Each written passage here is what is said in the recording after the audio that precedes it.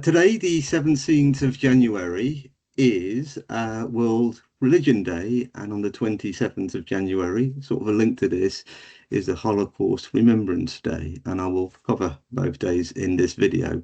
First of all, Assalamu alaikum, Shalom, Namaste, Sasrigal, Namo, Badaya, and salutations.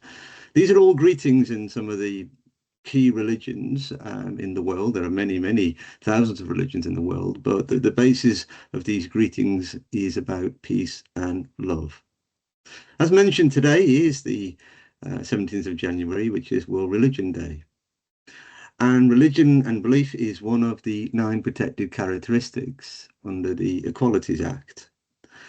And as an organisation, Touchstone has a proud record as an employer and service provider when it comes to religious diversity and inclusion.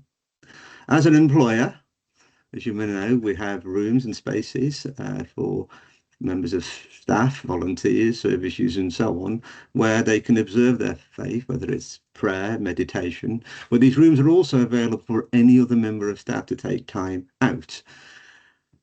But also, we're very proud that we adapt things for our employees for them to observe their faith. Apart from prayers, and these could be things like Ramadan, for example, where we have Muslim colleagues who observe fast during Ramadan, and how we can support colleagues by adapting the work that meets their needs. We also, as an organisation, a couple of years ago, introduced an additional celebration day for any employee wishing to observe and celebrate a particular day, whether it be Eid, whether it be Diwali, and so on. But also, to make it inclusive, this applies to any members of staff who have a secular belief systems to celebrate their own secular belief systems, or, say, an anniversary day. As a service provider, we've also adapted services to our faith communities to better meet their needs, as we do with all communities with different protected characteristics. So some of the examples, for example, we've adapted CBT therapy for the Muslim community.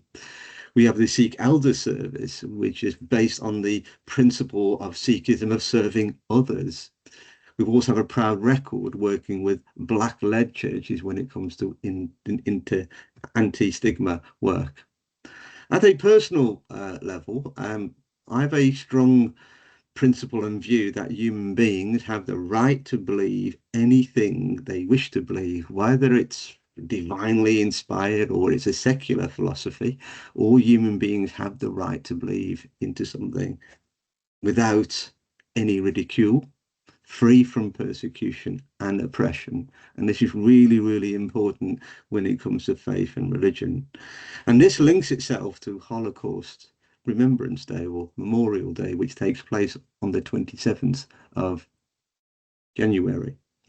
Whilst some of us take for granted the rights of religious people and the right to observe your faith free from persecution and oppression, this is not always the case. Unfortunately, something which I shared a few weeks ago, there is a significant rise in religious hate crime, not only in this country, but across Western Europe. A rise of anti-Semitism and Islamophobia, and a rise of far-right parties which are using their platform to scapegoat various groups, but also religious minorities such as the Muslim community. Now, people talk about the Holocaust Remembrance Day from an historical perspective. The reason why we have this day is a reminder all the time that we should never take things for granted. Only even in the 1990s, we had concentration camps with Muslims who were Bosnians during the conflict in the former state of Yugoslavia. Concentration camps in the latter part of the 20th century, and they said never again. Well, it did happen. So therefore, we always need to be vigilant. It was only 100 years ago, in the 20s and 30s, a rise of anti-Semitism across Europe. For example, Nazism and fascism in Germany and Italy. It might be different. It might be different actors today, but it's the same old script of dehumanizing and othering others. Reality is, we have far more in common than differences, and we have to focus on our interdependencies. For example, Judaism and Islam have made major contributions to European Enlightenment. I'll use the example of Islam. For example, the University of Oxford, until about 1607, only had one department, it's a seminary department.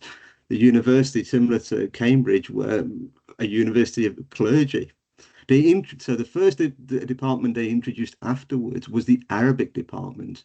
And it wasn't a language department, it was a department that was required to translate information around science, mathematics, philosophy, medicine, and astrology. These are the contributions, for example, the Muslim world has given to the Western world. And don't forget, the reason why Western Europe at the time was called the Dark Ages. It was in the Dark Ages. So we have to recognize the benefits and the positives that all religions and beliefs have brought to the entire civilization of the world. So let's celebrate the diversity of belief rather than looking at the differences and identifying what makes us different and dehumanizing and othering others.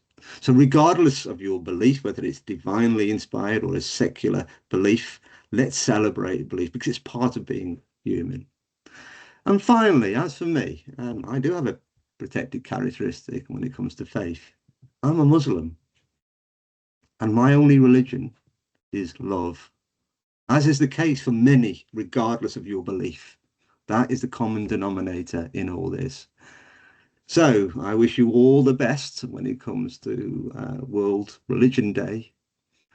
But also, let's remember when it comes to the Holocaust Remembrance Day that we should never take these rights for granted.